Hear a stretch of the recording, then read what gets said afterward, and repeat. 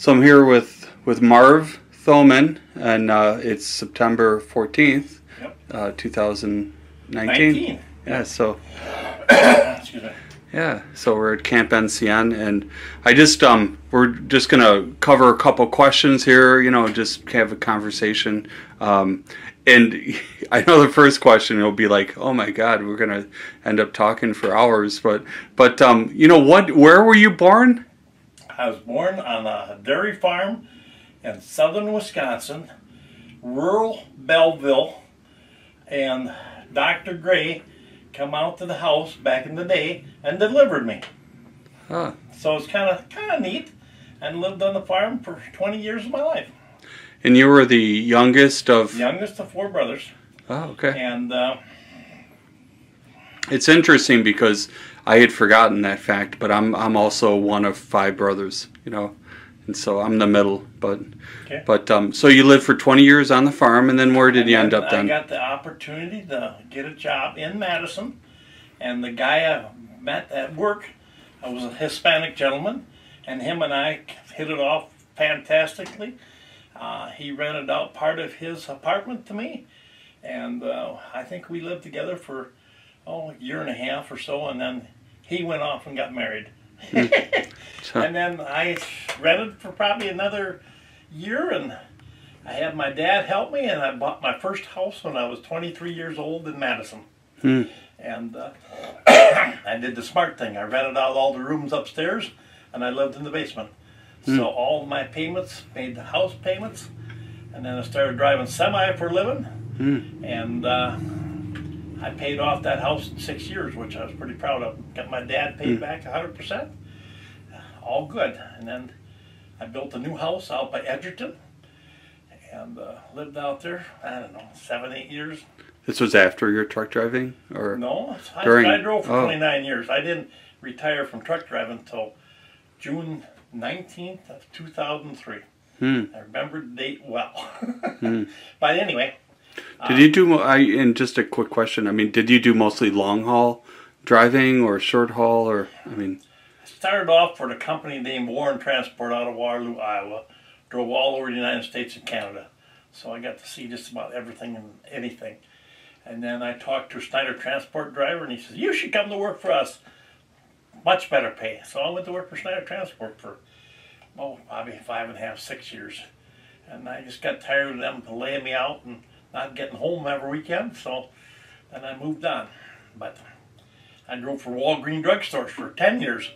Told everybody I was a legalized drug hauler.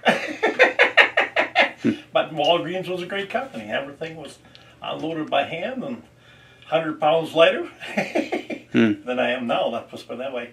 But it was a good company, and one of the last companies I worked for was Jekyll out of McFarland, Madison, Wisconsin, hauling flooring products, which I loved it. But then I bought this campground up here, and it was great. I bought it in 2002. What was it called before you bought it? It was the Jamboree Campground. He had music events here. He was probably one of the first people to ever have an outdoor country music concert. And, of course, he had good old George Jones, and he didn't show up. What? Oh, my God. And then he took him to court. He got George back the next year, and then they had a thunderstorm. Well, during a thunderstorm, artists don't have to play.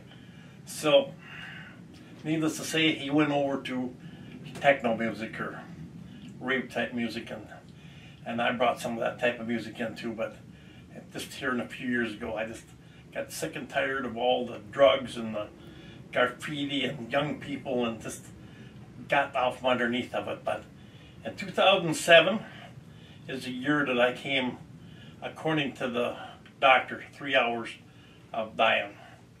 So in 2007, I said, I'm going into the adult world. And I went into the adult world just as deep as I could go into it. Because this campground sits on a piece of property that has no zoning ordinances. So it means that I could do anything I wanted to do here. So that health thing, that health crisis kind of, initiated all of your, entrance. Oh. And I had a lot of good friends that say, Marv, why don't you try the adult world? And of course, back in, let's see, I don't remember, 85 was the first year I did a swingers type event. And a couple just called me the other day. He said, remember me? Bob and Mary Lynn are the people who got me involved in the swing lifestyle. And everything from there on in for all these years, I met so many fantastic people through the years. And just something I always wanted to do. I talk to people, socialize. If I was better at marketing, I'd made a whole lot more money than I'm making now, but I think I did pretty good for a high school dropout. I always make comment that I dropped out of high school 5.5 credits, and they say now my campground is worth over $2 million. Mm. So, I mean, so one of the big things, I mean, the new things, you know, is actually going smoke-free next year. But, yeah. I mean, so... But like I said, I quit smoking 50 years ago, and when the doctor told me I had chronic lung disease from secondhand smoke, and I said, oh my God, that just bothers me. I can't handle nicotine anymore. It just kills me. When people come in the office here and they're just heavy smokers, I have to ask them to step out because, as you probably seen yesterday, I cough and my eyes get runny, and I don't know what it is about nicotine, but it just kicks me anymore. And I figure maybe if I can go on smoking the entire campground, I can maybe lengthen my length of life on this earth a little bit longer. Mm-hmm. So there's, you know, so many things that have happened. I mean, experiences, different events you've had, you know, people you've met over the last, I guess, you know, it's been 12 years. But, I mean, is there any that stand out, you know, stories or people that you remember? Or? Well, not that I probably should put on tape. Oh, I should probably say, yeah, something that, you know. Believe me, there's just a lot of stories in the adult world and the fun people I've met, and now I'm internationally known. I got people coming from Norway, Amsterdam, last summer a couple from China. Oh my God, even a couple from down by Australia was here this year. And it's like I've widened out, people know about me, and the main reason they come here is because they can have sex wherever they want without having a problem with it. It's just a sexual freedom campground, and people love it. People said, I would do it in my backyard if my neighbors didn't mind. Well, you got neighbors, you're kind of limited. So when I give them 100% freedom here, other than I said if you get too close to the highway where cars can see it, no, you're in the wrong place. But we got plenty of fenced-in area that's good, and people can come here and have as much fun as they want to. Or if they don't want to take their clothes off, it's their choice. We don't care what they do. And I cater to everybody. We got a gay group that comes in here. They've been here now 13 years in a row, and they love this place. And I don't think they'll ever go anyplace else because they love the freedom and they like what I have to offer. There was a question I had. Well, you're like me. You're getting CRS. You can't remember Right. everything. But like I said, no, over the years, and I could sit here in my office and I can do crazy things. I even did one crazy thing this year. I did what was called Orgy Fest. We wanted to break the world's record of number of people having sex. And we didn't break the record. But I told my couples on the internet, I said, if you come in my office here and you can show me you can have sex in front of me, I'll give you in for half price. And I'll tell you what, Michael, I had people from Texas all over the place coming in here just waiting in line so they could have sex in front of me. I said, how cool is that? What kind of job could you ever have in your life you can have this kind of a lifestyle? And actually, you know, what I was going to say is I've heard that this year there's been a lot of new couples. Yes, you know, there have. So the word's getting out. It's definitely getting out. I mean, this weekend, I got a couple from up in South Dakota came all the way here. And it's a slow weekend. Anything after Labor Day, it slows down. So we don't have that many people here. A lot of single guys come here because they always think they're going to get lucky. But I always tell single guys it's kind of like a potluck. If you bring a dish to pass, you'll get a whole lot further. But they come here anyway. And it's, like I said, we're not a meat market. We don't provide females. It's strictly a place for your freedom. And we don't want to cater to prostitution or anything like that here. And you have things going on. I mean, you had a DJ this Friday, Saturday night, and you've had some bands in. Some have worked out, some have been popular, some haven't. But it seems like you definitely have things to do here. Oh yeah. I got one gal, it's like a one-man band per se, and she did an excellent job, and we'd have had her back again here a week or so ago, but our attendance ratio was really down, and I'll bring her back again next year. But the bad part, we found the band that I didn't think they were too bad, but when customers walk out of the bar, that's not a good sign.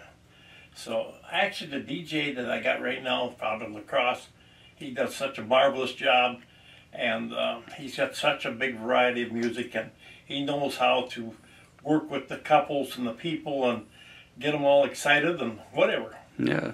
Now, when I was here last at Black River Rumble, Wednesday night, of course, you had this professional, world-class, pole dancer that came in. Wow. That was something because you have tried in the past to do a stripper pole competition, so it was kind of nice to at least see some action out there. This gal was so good that she won second place in the international in what was it?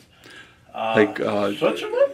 Yeah, Switzerland, and then she went back to Bangkok, maybe. Yeah, I think this year she was in September. She was going back to someplace else for competition, but she did dancing on that pole. Just such a breeze. It's like people know that have tried climbing a pole. It's a job, but this gal made it look like a piece of cake. I'm like, and she was just amazing, and she put on a really good show, and I was proud to have her. Do you want to get that? Oh, that's Dean's. Oh, okay. Not my phone. Oh, okay. So. But anyway, no, we had a little bit of difficulty here, and yesterday we was going to shoot this video, and I had a smoker come in my office here, and I mean, just the nicotine on her clothes was so strong, my eyes started watering like crazy, and I started coughing, and of course I do have a little COPD, I think they call it, and that don't help any. But right now today I feel pretty good. I'm not coughing and hacking. So I says, Michael, let's shoot this video. I said, don't get me wrong, I could start off at the beginning of my life and it would probably take a week to finish it. I says, he should do a book on me, what do you call it, biography or whatever. He should do it, because I think I've led a super fascinating life and never really a dull moment. And then in the wintertime, I go to Dominican Republic. What beautiful women. I'm like, every man's desire that likes women, that is. What a life. I mean, and I've met a lot of campground owners, that go to Florida, in the summer. And so, I mean, it tends to be, something that you guys all do. But, yeah, the Dominican, I'm sure that, it's heaven in the winter. And I used to go to Jamaica. I went down to Hedonism, which was a very popular resort that a lot of people went to, and now in later years it's just overpriced. The food wasn't that good a quality anymore. So 5-6 years ago I just told the manager, I'm going to take their website off of my website, and I'm not going to promote them anymore, because people pay anywhere from $3,000 to $5,000 for a couple for the week, and that's a lot of money. They could come here for a week for like $1,000 or less and have just as much fun. So now, like I said, it's kind of a one-of-a-kind campground. There's some other campgrounds around that try to do what I do. But one thing about me, I got a huge indoor pavilion that'll hold probably close to 500 people. And like last night was a little bit nipply outside. People congregated and mingled, and in the back of got all the adult sex toys, and the people want to have sex on the tables or on the bar. Here it's welcome, no problem. So I just, like I said, and my customers, I got more and more that want to come in for seasonal sites, and now that they hear I'm going non-smoking, they said, entire campground? Cool. We like this. We'll be back next year and years to come, and we'll tell our friends. Because I had people actually get a hold of me, said the reason they don't come here is because that damn smoking hut. They had to walk through the cigarette smoke to get into Party Central. And now on my smoking hut, I got rid of the sign, put up a sign that says sex hut. If I catch you having sex in this sex swing, I'll buy you the first drink at the bar. I bought a lot of drinks already since that's been up. So, yeah, like I said, And then Michael here, he does my web page work, and he's been a good friend for, what we go back, Michael, 8 years? Yeah, it's got to be. And I told him, as long as I live, I want him to be working for me. Well, I appreciate it, and I've had a lot of fun too. And what I was going to say is, because I go to a lot of campgrounds, and and none of them have the chalets and the cabins that you have. I mean, first rate. The bathhouse that you built, it's been a couple years now, but 2 brand new bathhouses, and people stayed in my cabin and says, "Oh my God, we couldn't believe how nice they were." Got 24 chalets, and 2 of them got full bathrooms in them.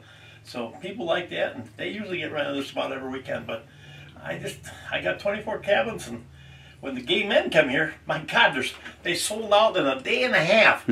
All the cabins. So it's like, wow. And it's the other thing is, it's like, so I'm on my way up northern Wisconsin, to camp, and you have the highway close by. Now here, what I noticed is that there is a highway, but at night it's quiet. I mean, it's peaceful here, and so.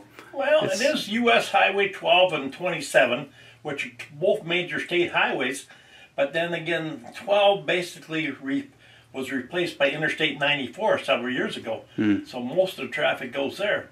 We still get a fair amount of traffic, but it's not that bad here.